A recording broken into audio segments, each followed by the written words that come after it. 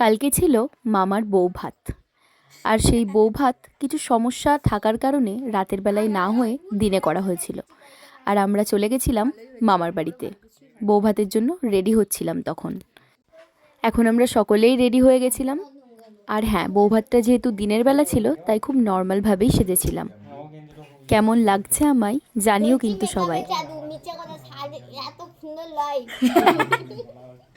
কি বদমা, আমি অরিজিনাল, আমি মেকআপ করেছি একদম ন্যাচারাল বিউটি আর মেকআপ বিউটি।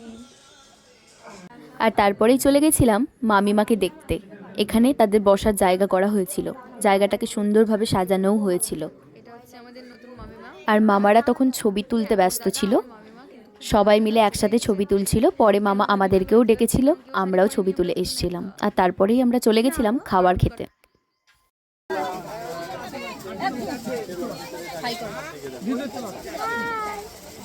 আর আমি বসে বসে ভাবছিলাম কেউ তো শাড়ি পরেনি, শাড়ি বোধহয় আমি একাই পরেছি।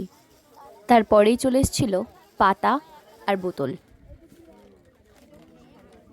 তারপর দিয়েছিল স্যালাড, সস আর ভেজিটেবল চপ। আর তারপর দিয়েছিল বাসন্তী পোলাও, যেটা খেতে অসাধারণ লেগেছিল আমার, সত্যি কথা বলতেই।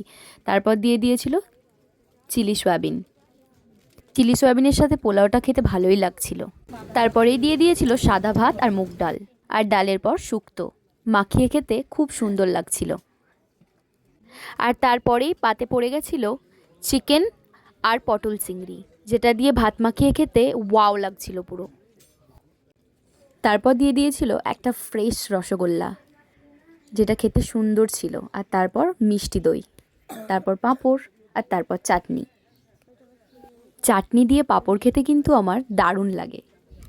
ব্যাস, তারপর আর কি, ভোজ খাওয়া কমপ্লিট। ব্লগটা ভালো লাগলে লাইক, কমেন্ট, শেয়ার করে দিও। দেখা হচ্ছে পরের ব্লগে।